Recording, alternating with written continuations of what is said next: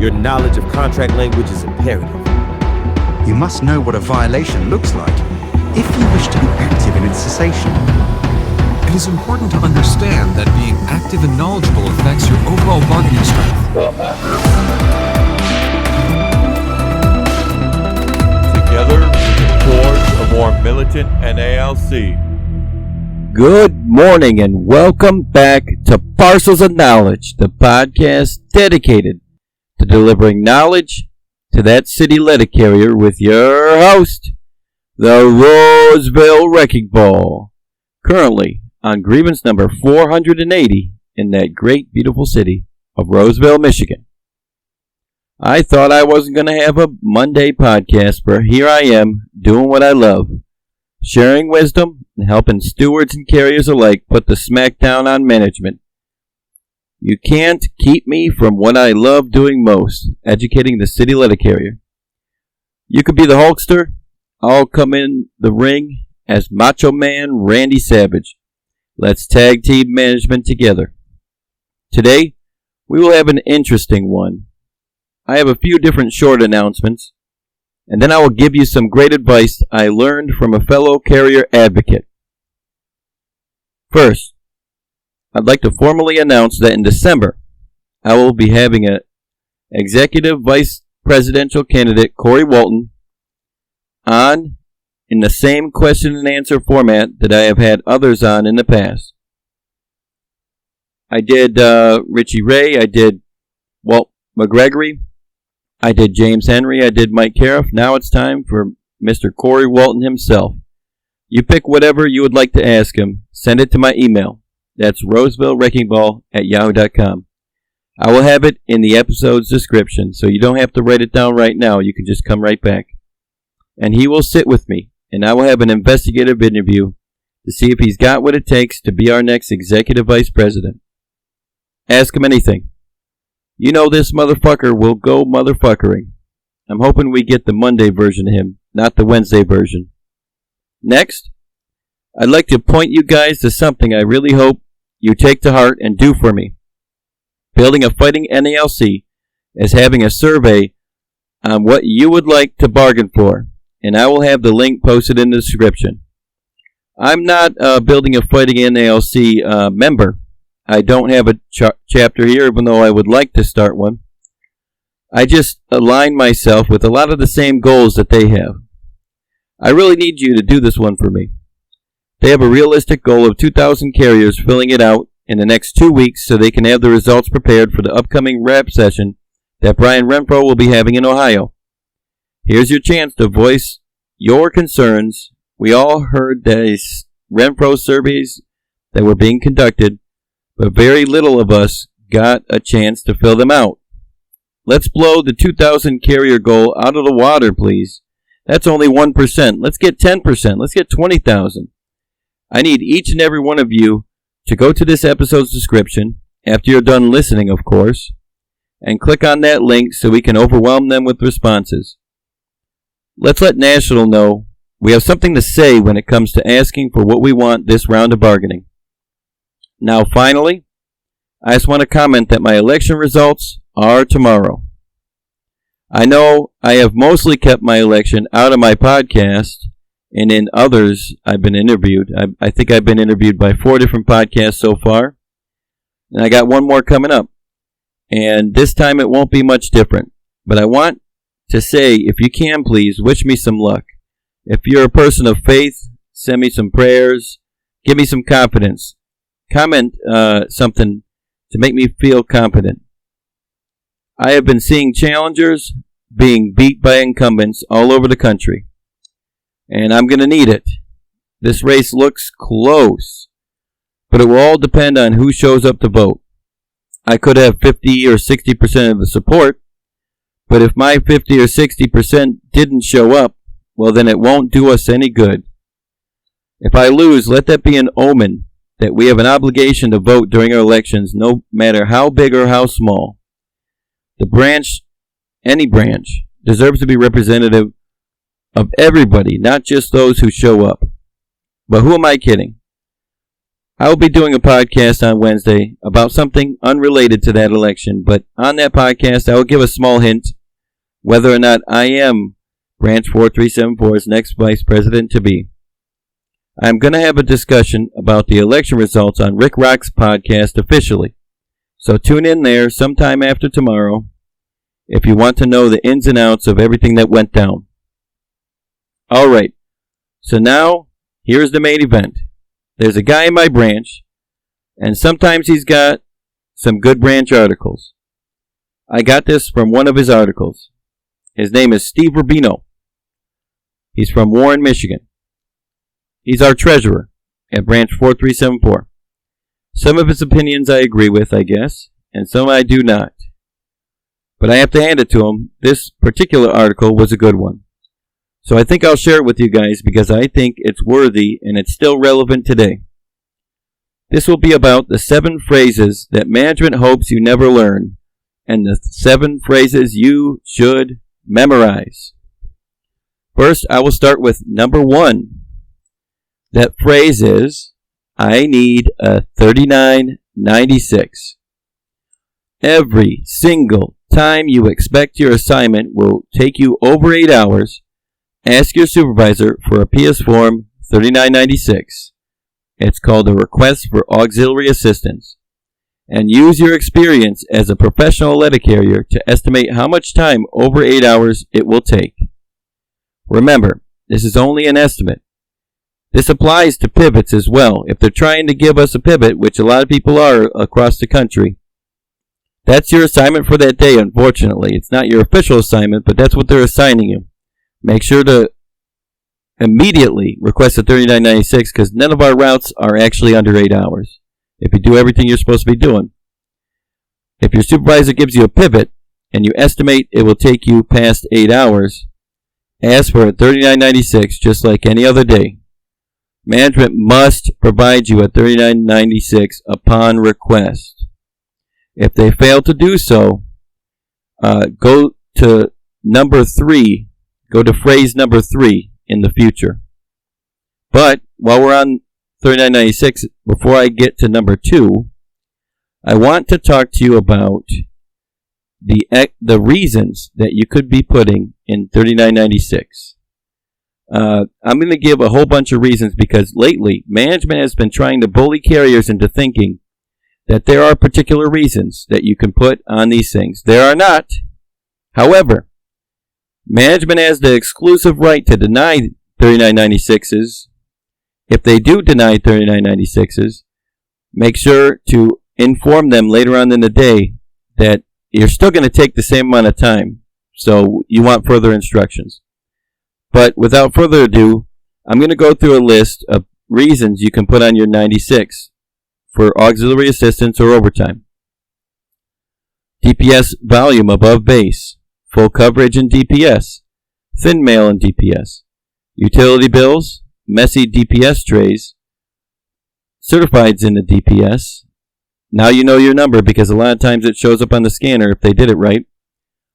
Casing mid-sequence DPS. Upside down DPS. Thin flats. Like political flats. Blank feet of flats. Caseable mail over base. Mail case by someone else. Hot case mail. Every door delivery. Addressed every door delivery. High parcel volume. Large or heavy parcels. Signature parcels. Express parcels. Business close parcels. Multiple hampers of parcels / trips to the vehicle. Taping or bagging damaged parcels. Clean up after sub or pivot from previous day. Safety talk. We all get one of those every day now. Stand-up talk. Waiting on mail or parcels. Labels or edit book. Discussing delivery issues with supervisor. Steward time or requesting steward time. Filling out forms. Waiting on accountables. If you're new, like a CCA, or you just want to bid, make sure you always put unfamiliar with route because there's no way you're going to be able to really adjust it. So be safe instead of sorry. Go ahead and figure out the fact that you're unfamiliar with the route, put one in every day. Just make your best estimate. Route adjusted to former regular. Filling out vehicle repair tag. Gas tank empty. Defrosting vehicle, that's going to be a big one coming up. Using spare vehicle. Vehicle consistently not starting. Waiting on vehicle. Waiting on vehicle repair or tire chains. There's things that involve weather, which that's the thing that management's been hitting on lately, is weather or medical issues. You can talk about the fact that you're in pain. You can talk about the fact that you're sick. The fact that you're feeling under the weather. You can talk about heat precautions, comfort stops due to hydration, travel for comfort stops, defrosting vehicle, handling mail in gloves, adding or removing layers of clothing, driving slower due to slick roads, foot traffic difficult, like when it's rainy, snowy, or icy, deviating due to flooding, will be delivering in dark, and driving with tire chains. There's also line of travel issues like construction on route, road closures, deviating for express/meeting with customer, deviating to hit business before closure. There's also street time like route maintenance, new deliveries on route, and weekly business pickup.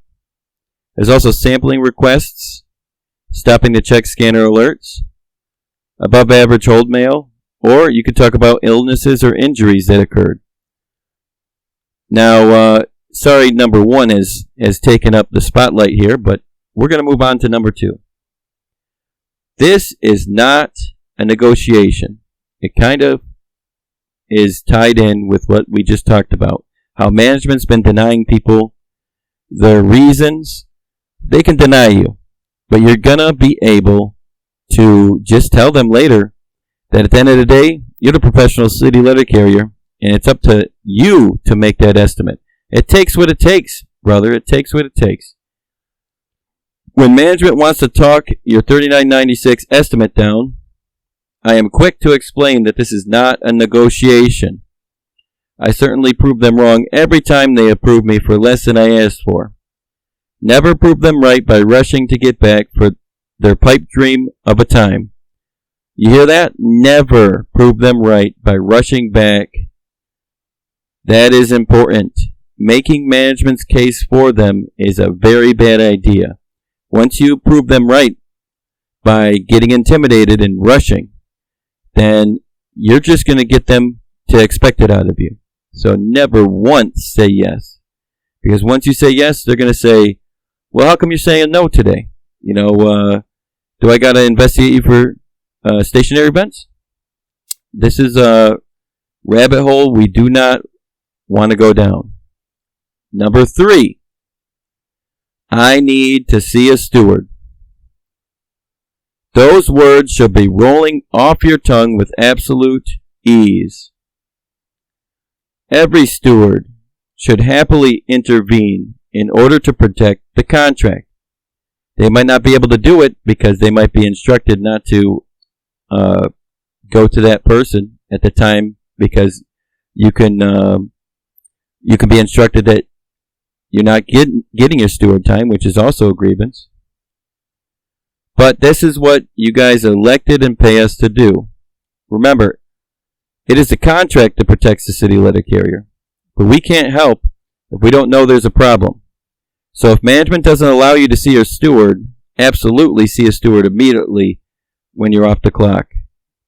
Keep in mind that you need to follow the order unless it's illegal, unsafe, or unethical. Number 4, I was delivering mail. When management interviews you and asks you questions like, what were you doing yesterday for 14 minutes? Or why were you stationary for 12 minutes? First of all, immediately go back to phrase number 3. I need a steward. Or I need to see a steward. Secondly, your response should be, I was delivering mail if you were delivering mail. If you think that whole day you weren't working, if you think that whole day you were working, well then you got to say, I was working, or I was delivering mail. because management is trying to trick you here in this scenario. Let's say you went to Taco Bell. You stopped and you went to the bathroom for 10 minutes. Management somehow has on their GPS data that you were there for 30. Comfort stops are part of your job, so that's part of working. And when they ask you the question, hey, why were you here for 30 minutes? If you were to give them the answer, no, I was here for 10 minutes. Well, now you're helping them substantiate their burden when it comes to writing you up. Because your placement of being at that Taco Bell bathroom makes it so that the GPS data seems legitimate. So, it's always best not to entertain anything. First, ask them, how do you know any of that? If they say GPS and they didn't actually see it themselves, absolutely 100% say you were working. This is very important. Every time I tell my carriers, half of them still don't say it in the interview. Do not entertain management. They will try and trick you up and you will fall right for it. Always say, I was working. It takes what it takes. Number 5, safety takes time. Usually I talk about this in my podcast and other places, like with my route protection episodes. I will say things like working safely and precisely. It's not just safety that takes time, it's also customer service. But when management asks insulting questions like, what took so long yesterday? Just tell them, I was working safely and precisely. Now, if you happen to get hurt yesterday, it's best to stay away from the safely part, but you can say you were trying to work safe. Number 6, I will complete my own 3971. Monday morning comes and you wake up not feeling well. You hit the system for 8 hours of sick leave. When you show up to work Tuesday morning, your supervisor hands you a welcome back packet with all sorts of bullshit attached, including a computer-generated 3971. Rest assured, it's rife with errors. And, specifically, usually they're trying to trick you up into agreeing to something that you don't want. Never, ever sign their 3971. Always handwrite your own. It is your responsibility to turn this in immediately upon return to work. And not only that, but when did we get into the business of letting management do our job anyway? And the last but not least, number 7. Will you sign this 1767 for me? We all see safety hazards at work, including and especially in the field. Many carriers are afraid to report these, which is why I will happily sign PS Form 1767 Report of Hazard, Unsafe Condition, or Practice on your behalf. I will have absolutely no qualms about reporting a safety concern. Just last week, I reported 2 cracked steps on my route, a large tree branch that looks to be coming down soon in front of the Warren Post Office, and the air conditioning still being out in 92 degrees air. Just fill out the form, and it should be in a place that's accessible for all carriers, and then hand it to management. They should address it ASAP. Now, although safety is more important than this last one, I also think number 7 should also incorporate 1571s. Anytime you curtail mail, it has to be instructed for you to do so. Or it can be mail that you brought back at the end of your day. Anytime you're instructed to curtail mail or bring mail back, you absolutely need to fill a 1571 and ask management for their signature. Retain a copy for both of these forms, whether it's the 1767 or the 1571. Now, the 1767 should be found in a location that is accessible to all employees, but the 1571, you might have to ask management for that. Now, if it's an immediate safety concern, report it to both management and the union immediately, and do not, under any circumstances, work unsafe. Recently, a carrier was asking me, is it okay that they drive a particular vehicle even though they feel like it's been over 6 months since they've been trained on it and they don't really feel comfortable driving it? Absolutely not. Anything that can endanger you, if you feel uncomfortable, if you feel unsafe, fill out a 1767 and absolutely do not work unsafe. You need to bring yourself home at the end of the day. That's the most important thing. Now, hopefully, you learned something valuable today. And as always, have a good day. Just a foreshadowing, too. I know some of you guys are sick of the old intro and outro music. I'll be turning a new leaf in 2026, and there will be a new remix version as long as everything works out. So hopefully, once again, you learned something valuable today. And as always, have a good day. Out to the Roseville Wrecking Ball. He is an Article 8 scholar, and thank God, we need Article 8 scholars right now. The Grievous Genius and the Roseville Wrecking Ball doing amazing work. Brothers and sisters, this guy is good, man. He's fucking good. And my boy Joshua, he killed it. Man, he's lockstep right now. He's killing it. You would think this guy has been around for 30 fucking